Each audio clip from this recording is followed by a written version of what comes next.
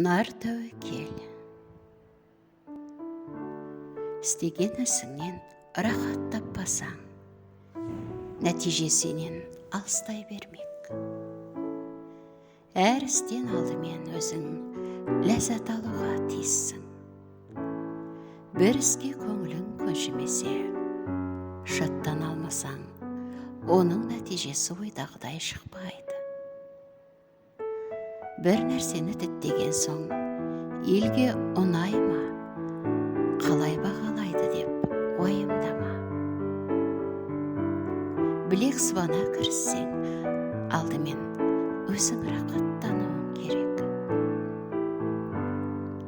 Қазіргі ісің өткен шақтағы әрекеттеріңнің, қателікпен түзетуден тұратын өмірлік тәжірибеңнің жемісі іспетті. Бүгін мен өмір сүр, нар тәуекелге бел бу, қателес. Өмір бақи армандаған, бірақ қорқа беретін ісіңді жаса. Келешек әлі келген жоқ, бірақ сен оны бүгіннен бастай бер. Алина Ермолаева.